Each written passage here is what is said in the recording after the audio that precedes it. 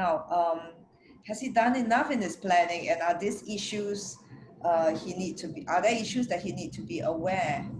And in majority of countries around the world, divorce is accessible to married couples, so long as certain factual and jurisdictional criteria are met. One of the rare exceptions to this is the Philippines.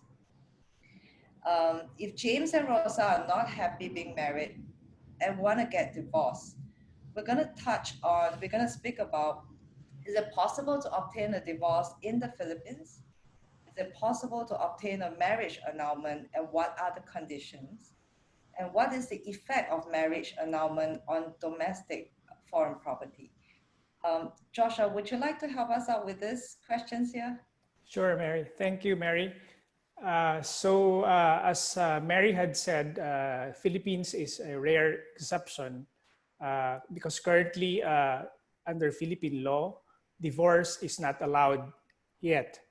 So the only way that a party or a person can get out of a marriage is through an annulment of marriage action filed with the proper courts of the Philippines based on certain grounds as provided under our law. So for a marriage annulment action to be able to be availed of by a party, the annulment can be based on several grounds. The law provides for annulment in case of void or voidable marriages. So these are instances where there would be defects in the essential and or the formal requisites of a marriage. So to name a few, void marriages would be when the party is below 18 years of age, the lack of authority of the solemnizing officer, the lack of a marriage license, bigamous marriages, incestuous marriages. And for voidable marriages, those would include parties of unsound mind and the consent to the marriage was obtained through fraud or there was vitiated consent.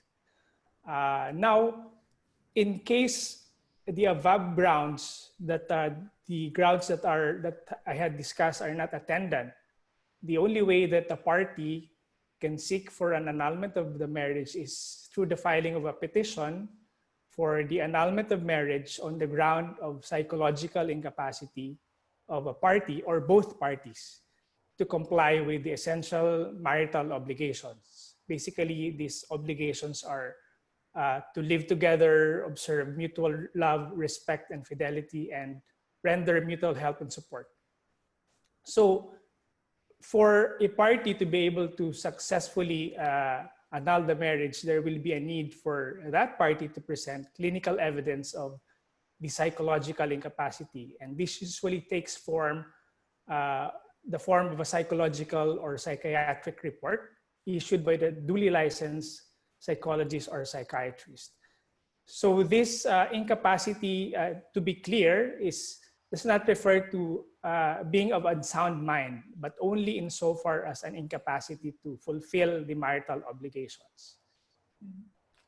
So to go to the third question, the effect of the marriage annulment on the properties of James, a decision annulling a marriage basically has the effect of liquidating, partitioning, and distributing the properties of the spouses in accordance with whatever property regime governed their marriage. And of course, it also includes custody, support of children, and delivery of the presumptive legitimes.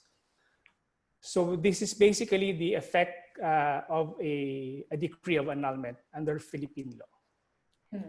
And Josh, just on that, when it comes to foreign assets that the couple had, is it right that, let's say, Rosa would seek to apply some of the property regime to external assets? She could try and do that as if it were a bona fide community property regime.